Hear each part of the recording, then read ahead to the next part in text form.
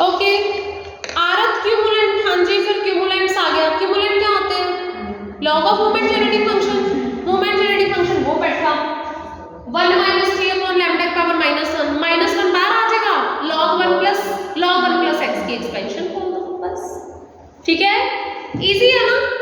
बस इसमें प्रैक्टिस चाहिए, थोड़ी प्रैक्टिस की होगी तो हो जाएंगे। log 1 प्लस x की एक्सपेंशन खोल दो, फिर वही t की power r upon r factorial के कोएफिशिएंट्स क्या है? आरत क्यूमुलेंट्स भरिए वैल्यूज, स्क्यूनेस कीटोसिस के कोएफिशिएंट्स आ जाएंगे। लास्ट प्रॉपर्टी देख लो, सिर्फ बस 2 मिनट लगेंगे उस प्रॉपर्टी में। मैंने आपको बताया था कि ज्योमेट्रिक डिस्ट्रीब्यूशन की तरह एक और डिस्ट्रीब्यूशन है दैट लैक्स मेमोरी, वो कॉन्टिन्यूअस में आएगी, एक्सपोनेंशियल बताया था ना। तो दिस इज द प्रॉपर्टी। अब तुम्हें ये आसान लगेगी, ज्योमेट्रिक की थी ना उस दिन, जैसे ज्योमेट्रिक की करी थी बिल्कुल सेम वैसी की वैसी। क्या प्रूव किया था ज्योमेट्रिक डिस्ट्रीब्यूशन में? अगर x कोई एक्सपोनेंशियल रैंडम वेरिएबल है और ऑलरेडी एक्सपेरिमेंट के टाइम हैपन हो चुका है, तो हमने प्रोबेबिलिटी निकालनी है रैंडम वेरिएबल y की। y क्या है? x minus k। तो y is equal to t की प्रोबेबिलिटी निकालो given x is greater than equals to k। तो क्या आ जानी चाहिए? Probability x is equal to t। तो आपको इसको सॉल्व करना है सर, ठीक है? वहां पे और यहाँ पे थोड़ा सा फर्क है, वहां समेशन चल रहा था, यहाँ इंटीग्रेशन चलेगा। ठीक है, देखिए क्या करेंगे आप लोग, बिल्कुल लास्ट स्टेप देख लीजिए पहले। हर किसी के प्रूफ्स अलग अलग तरीके के होते हैं। ज्योमेट्रिक डिस्ट्रीब्यूशन में अपने पास क्या होता था? समेशन ना, क्योंकि वो डिस्क्रीट थी। ठीक है, तो वहां हम लोगों ने y इक्वल टू t पे काम किया, और यहाँ क्या कर रहे हैं? y less than equal to x पे। y less than equal to x पे क्यों कर रहे हैं? क्योंकि बच्चे y less than equal to x तुम्हें डिस्ट्रीब्यूशन फंक्शन देता है ना, तो ये डिस्ट्रीब्यूशन फंक्शन से रिजल्ट सेम दिखा रहे हैं। एक्सपोनेंशियल के अंदर किससे रिजल्ट सेम आ रहा है? डिस्ट्रीब्यूशन फंक्शन से। This is probability y less than equal to x given x is greater than equal to some c। किसके बराबर आना चाहिए? x less than equal to x के। बस तुम्हें यही तो समझना है, यही है लैक्स मेमोरी, बाकी तो सारी कैलकुलेशन ही चलेगी ना। Probability of y less than equal to x given x greater than equal to c, मतलब वो c पर हैपन हो चुका है। आनी क्या चाहिए? Probability x less than equal to. आगे सारी कैलकुलेशन है, प्रोबेबिलिटी फंक्शन लो और कैलकुलेट करो, क्योंकि भी ज्योमेट्रिक का किया हुआ है तो बिल्कुल आसान लगेगा। देख लो फटाफट से, समझ में आ रहा है? fx एक्सपोनेंशियल का डिस्ट्रीब्यूशन प्रोबेबिलिटी फंक्शन है ना, तो देखो y less than equal to x जो होगा वो क्या होगा? वही उसकी वैल्यू डाल दो, x माइनस k की जगह यहाँ क्या वैल्यू है? x minus c। तो probability x less than equal to x plus c intersection x greater than equal to c क्या आएगा? एक तरफ तो कह रहे हो x less than equal to x plus c, दूसरी तरफ कह रहे हो x greater than equal to c, तो x बीच में नहीं आके बैठ गया? लग गया सबको पता कि किसी को नहीं चला? ये एक छोटा सा स्टेप ही है, बस समझ आ जाना चाहिए। एक तरफ आप कह रहे हो x जो है वो greater then x plus c होना चाहिए, लेस देन, और एक तरफ आप कह रहे हो कि वो greater than equal to c होना चाहिए, तो क्या मतलब हुआ? बीच में आके बैठ गया ना x प्लस c। और ये प्रोबेबिलिटी निकलेगी कैसे? क्योंकि कॉन्टिन्यूअस डिस्ट्रीब्यूशन है, तो c से x प्लस c पे लैम्डा e की पावर माइनस लैम्डा है। दैट्स ऑल, वेरी गुड, हो जाएगा? ठीक है, तो आपने क्या करना है? c से x प्लस c इंटीग्रल कर देना है, बस सॉल्व कर लेना, इट्स वेरी वेरी इजी, हो जाना है। e की power minus c lambda 1 minus e raise to power minus lambda x, moment generating function निकाला था, ठीक है, हो जाएगा। उसके बाद probability x greater than equal to c करोगे तो ये वाला probability x greater than equal to c, क्योंकि इसका आंसर क्या आता होता है? ऊपर दोनों की इंटरसेक्शन और नीचे probability x greater than equal to c, यही आएगा ना। तो ये क्या होगा फिर? c से इंफिनिटी तक लैम्डा e की पावर माइनस लैम्डा x। क्या आ रहा है इसको सॉल्व करने में? हो यहाँ पर देना क्या आएगा? ये तो डायरेक्ट पता लग जाएगा मुझे लगता है। इंटीग्रेशन करोगे तो लैम्डा से लैम्डा तो कट ही जाता है ना, माइनस e की पावर माइनस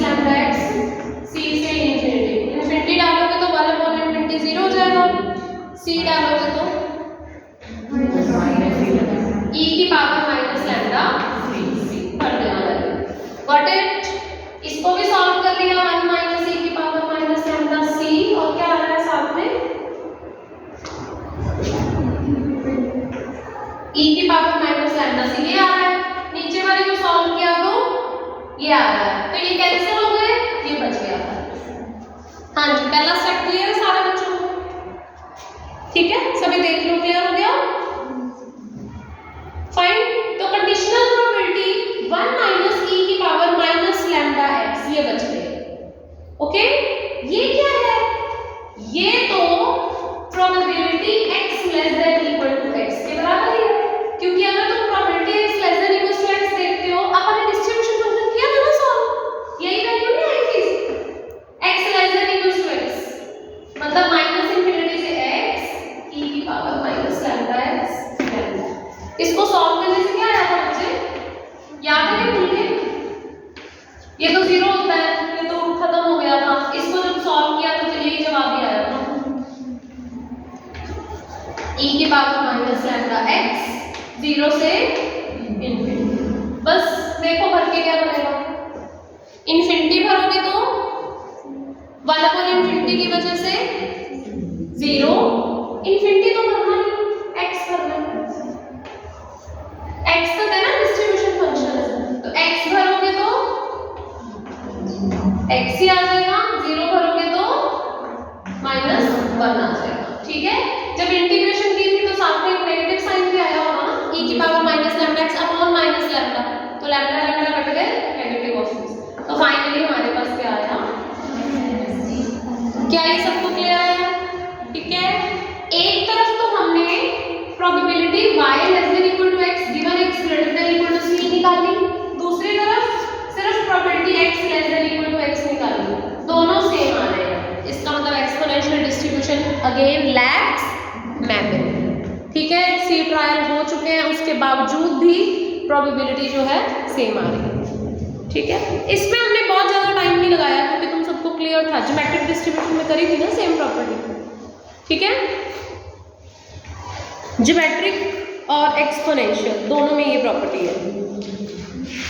अभी सॉल्व तो एक दो ही है, सेकंड क्वेश्चन एग्जाम में आया हुआ है, देखो यही कंडीशनल प्रोबेबिलिटी। तुम पहले सेकंड क्वेश्चन देखना, मतलब देखो क्वेश्चन को पढ़ते ही तुम्हें समझ में आता है कि कहाँ से आई है। If a random variable x दे ही रखा has a exponential distribution with mean 2। अब देखो उसने कहा है विद मीन 2, अगर मीन 2 है तो मतलब पैरामीटर क्या है, मीन क्या होता है 1 अपॉन लैम्डा, तो इसका मतलब लैम्डा क्या है हाफ।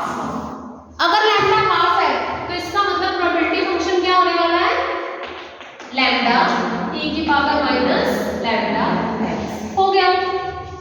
ठीक है, अदरवाइज इट इज क्लियर। अब देखो क्या निकालना है इसमें निकालना है probability of x less then 1 given x less then 2, यही निकालना है ना। तो क्या करोगे, ऊपर तो दोनों की इंटरसेक्शन और नीचे probability x less then 2, intersection में क्या आएगा लेस देन 1 और वो क्या आएगा लेस देन 2, तो क्या आएगा 1 ही आएगा ना, इंटरसेक्शन में कॉमन आता होता है, लेस है ना, लेस वो कह रहा है 2 से छोटे सारे, एक कह रहा है 1 से छोटे सारे, तो इंटरसेक्शन में कौन आया 1 से छोटे सारे आए ना। ठीक हो गया, तो फिर ये आ जाएगा, बस it can be easily solved, है ना। ये हो जाएगा तुम्हारा 0 से 1 तक f की इंटीग्रेशन, ये हो जाएगा 0 से 2। तुम तो ढंग से करना, माइनस इंफिनिटी से 1, फिर माइनस इंफिनिटी से 0, 0 से 1, माइनस इंफिनिटी से 0 तो 0, आपके पास खाली क्या बचेगा 0 से 1 एंड इट इज 0 से, दैट्स ऑल। अच्छा क्वेश्चन था, ये भी देख लो सॉल्व जो दे रखे हैं। A random variable x has exponential distribution with lambda 3, exponential distribution को फॉलो करता है, लैम्डा कितना है 3। जैसे उसने बोल दिया कि लैम्डा 3 है, fx बन गया। ठीक है, 3 लैम्डा e की पावर माइनस 3x, डन। उसके बाद x greater than equal to 4 की प्रोबेबिलिटी निकालो, तो क्या करोगे 4 से इंफिनिटी तक f को इंटीग्रेट, इजी। और क्या बोला है, कोएफिशिएंट ऑफ वेरिएशन और स्टैंडर्ड डेविएशन, स्टैंडर्ड डेविएशन निकालनी है तो उसका मतलब मीन भी निकालना पड़ेगा, वेरिएंस भी निकालनी पड़ेगी, है ना। मीन तो पता ही है 1/3 1/λ था ना, और वेरिएंस में 1/λ² आया, तो 1/9 हो गया।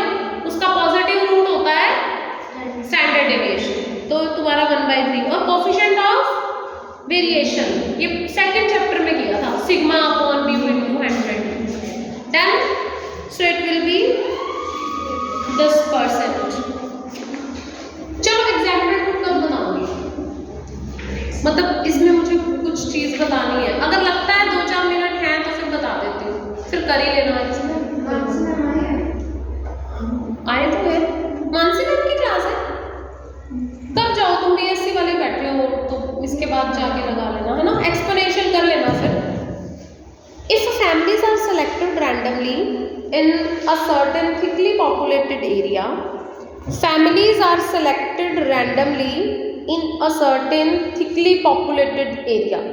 thickly populated area तो समझते हो, मतलब बहुत रश है ना, डेंसनेस है। जब डेंसनेस होती है, अनकाउंटेबिलिटी होती है, तो x जो होता है वो कॉन्टिन्यूस रैंडम वेरिएबल होता है।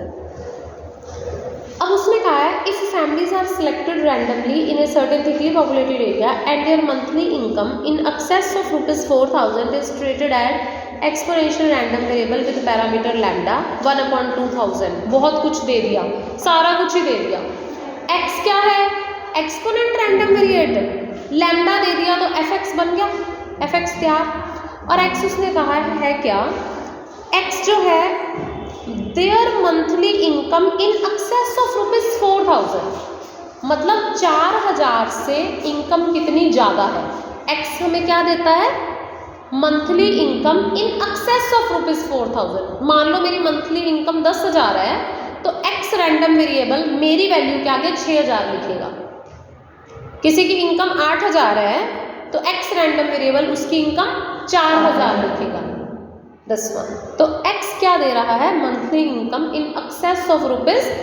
ये समझ लो ना, कोई कंपनी है जिसमें जॉब करते हैं, या किसी भी सिटी जहाँ पे लोग रहते हैं, उसमें 4000 तो उनका जॉब करने का खर्चा ही है, उनको लंच मिलता है, खाना मिलता है, ठीक है। तो x रैंडम वेरिएबल है कि उनको पल्ले क्या पड़ रहा है, मतलब खाना तो निकाल ही दो ना, उसने एक्सेस गिनना है सिर्फ, ठीक है। तो x जो है वो 4000 से ऊपर को काउंट कर रहा है। तो अब आप देखिए, find the probability that 3 out of 4 families selected in the area have income in excess of ₹5000। क्या निकालना है, आपको निकालना है find the probability that 3 out of 4 families, 3 out of 4 families की प्रोबेबिलिटी निकालनी है। प्रोबेबिलिटी निकालनी क्या है, have income in excess of ₹5000। बच्चा दो अलग अलग बातें हैं, x एक रैंडम वेरिएबल है, वो देता है इनकम एक्सेस ऑफ 4000। तो पहले तो हम प्रोबेबिलिटी निकालेंगे, क्या प्रोबेबिलिटी है x के 1000 से बड़ा होने की। पहली चीज देखो ना, निकालना क्या है, प्रोबेबिलिटी निकालो कि 4 में से हर 3 फैमिलीज की जो इनकम है वो 5000 से ऊपर है, वो ये कह रहे हैं। तो पहले तो x अगर 1000 से ऊपर होगा तो इनकम 5000 से ऊपर होगी, क्योंकि x क्या वैल्यू देता है, 4000 से ऊपर की वैल्यू, तो 5000 का मतलब 1000 से ऊपर ही हुआ ना। क्लियर हुआ। तो पहले तो प्रोबेबिलिटी निकालेंगे ऑफ x ग्रेटर देन 1000, और x क्या है, एक्सपोनेंशियल डिस्ट्रीब्यूशन। तो x ग्रेटर देन 1000 का मतलब या तो 1 में से लेस देन 1000 माइनस कर दो, या फिर 1000 से इंफिनिटी इसकी इंटीग्रेशन, जैसे मर्जी करो, ठीक है। तो 1000 से इंफिनिटी, ये तो सिंपली उसको कैलकुलेट ही करना है, बस इंटीग्रेशन करनी है। तो यू आर हैविंग 1/√e। बच्चे बात को समझो, ये तो है probability of x greater then 1000, मतलब जो हम चाहते हैं उसकी प्रोबेबिलिटी। अब तुम देखो, ऐसी कंडीशंस कब आती होती थी, 4 में से 3 फैमिलीज, हर 4 में से 3 फैमिलीज, या 10 में से 3 फैमिलीज ऐसी हो, मतलब क्या लग रहा है तुम्हें। और साथ में तो डिस्क्रीट हो गया, फिर x तो एक एक्सपोनेंशियल रैंडम वेरिएबल है ना, और बात तो हम